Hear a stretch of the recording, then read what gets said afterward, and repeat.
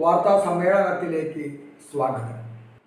കേരളത്തിൻ്റെ സാമ്പത്തിക സ്ഥിതിയെക്കുറിച്ച് ധനകാര്യ വകുപ്പ് കൂടി കൈകാര്യം ചെയ്യുന്ന കേരളത്തിൻ്റെ മുഖ്യമന്ത്രി കേരള നിയമസഭയിൽ ഒരു സാമ്പത്തിക ധവളപത്രം അവതരിപ്പിച്ചിരിക്കുന്നു.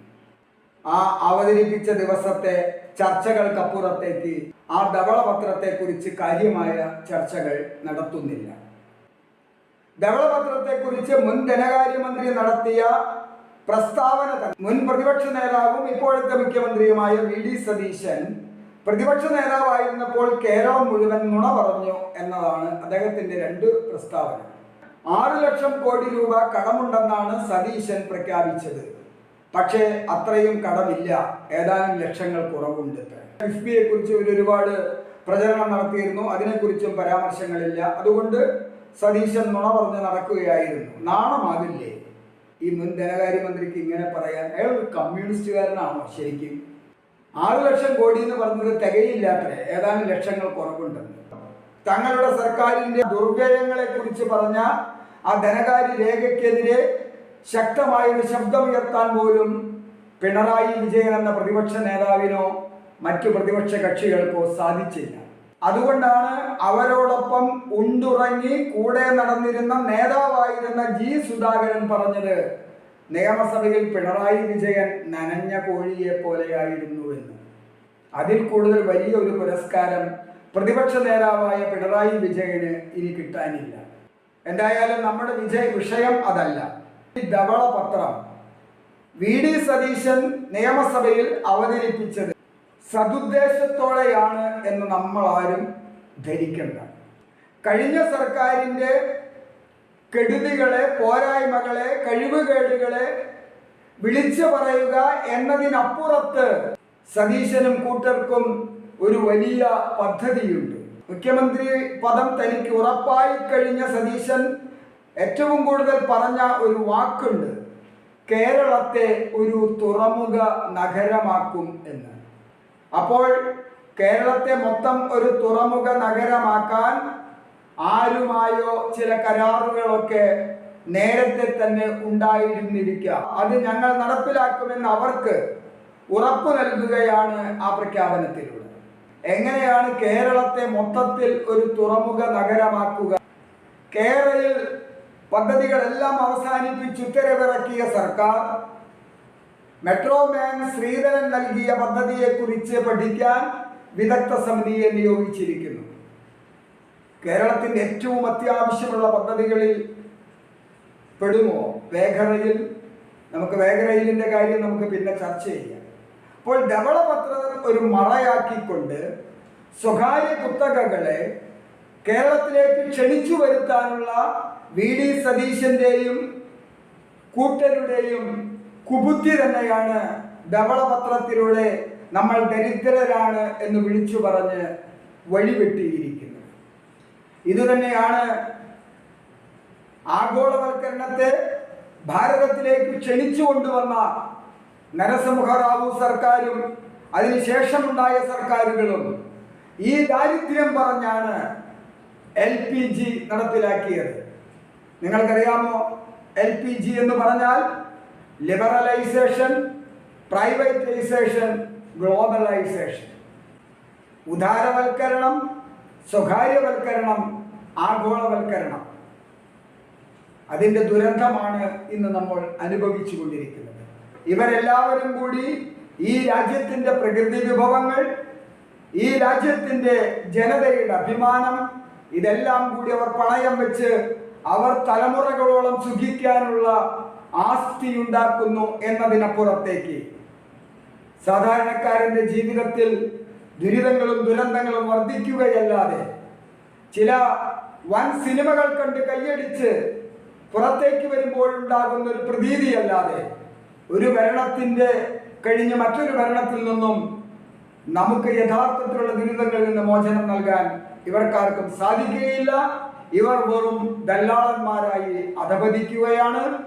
അതിൻ്റെ ലക്ഷണങ്ങളാണ് നമ്മൾ കണ്ടുകൊണ്ടിരിക്കുന്നത്. അതുകൊണ്ട് ജാഗ്രതയോടെ കാത്തിരുന്നില്ലെങ്കിൽ സ്വകാര്യ കുത്തകകൾ കേരളം കൊള്ളയടിക്കും, ഒരു സംശയവും വേണ്ട.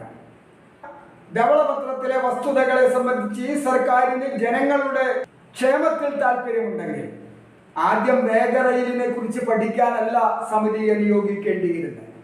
കേവലം ഏറ്റവും ചെറിയ ഒരു കാര്യം, ഉമ്മൻചാണ്ടി സർക്കാർ പലതവണ ഉറപ്പു തന്ന ഒരു കാര്യമുണ്ട്.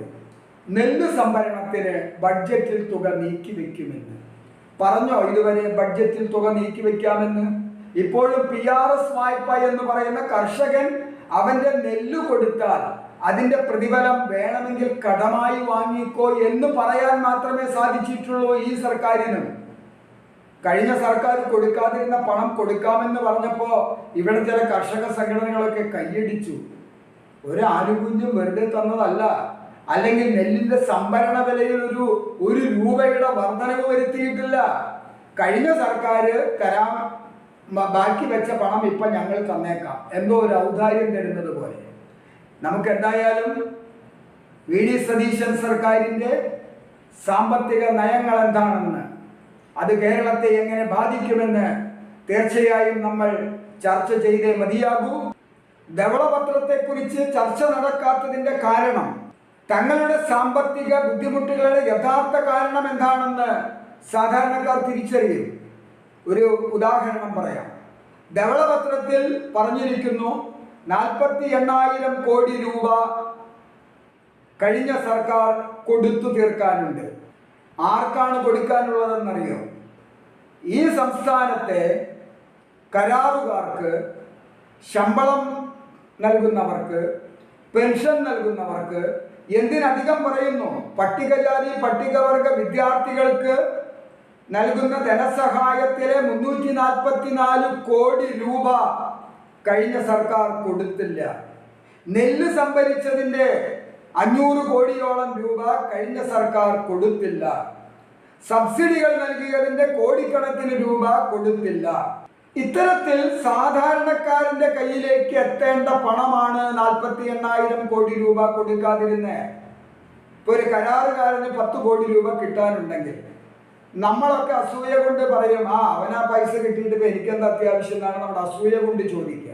പക്ഷേ ഒരു കരാറുകാരന് കിട്ടാനുള്ള 10 കോടി രൂപ കിട്ടിയാൽ അയാൾ പുതിയ പദ്ധതിയുടെ പണികൾ തുടങ്ങും. അയാളുടെ പണിക്കാർക്ക് ശമ്പള കുടിശ്ശിക തീർത്തു കൊടുക്കും. അയാൾ ആ പണം കൊണ്ട് മറ്റു കാര്യങ്ങൾക്ക് സമൂഹത്തിൽ ചെലവഴിക്കും. ഇങ്ങനെയാണ് ഓരോരുത്തർക്കും കിട്ടാനുള്ള വലിയ തുകയും ചെറിയ തുകയും കിട്ടിയാൽ അത് നമ്മുടെ കേരള സമൂഹത്തിൽ ക്രയവിക്രയം ചെയ്യപ്പെടും.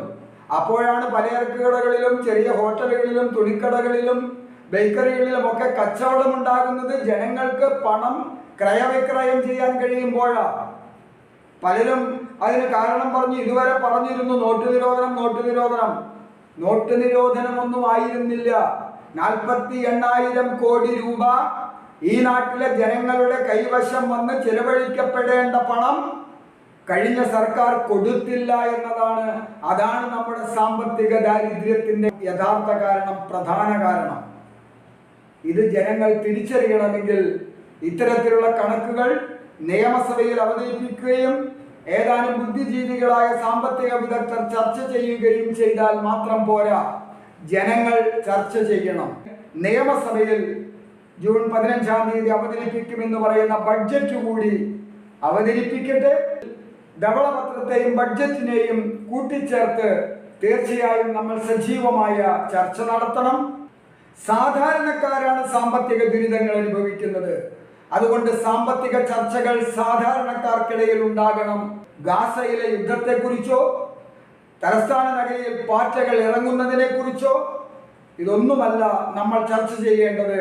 കേരളത്തിന്റെ സാമ്പത്തിക സ്ഥിതിയെക്കുറിച്ച് ഗ്രാമാന്തരങ്ങളിൽ, ചായക്കടകളിൽ 4 ആൾ കൂടുന്നിടത്ത്, സമൂഹ മാധ്യമങ്ങളിലൊക്കെ കേരളത്തിന്റെ സാമ്പത്തിക സ്ഥിതി ചർച്ചയാകണം. പരിഹാര മാർഗങ്ങൾ നിർദ്ദേശിക്കണം. സ്വയം പര്യാപ്തമായ ഗ്രാമങ്ങളും സാമ്പത്തിക സ്ഥിതിയും മനുഷ്യരും കേരളത്തിൽ ഉണ്ടാകണം.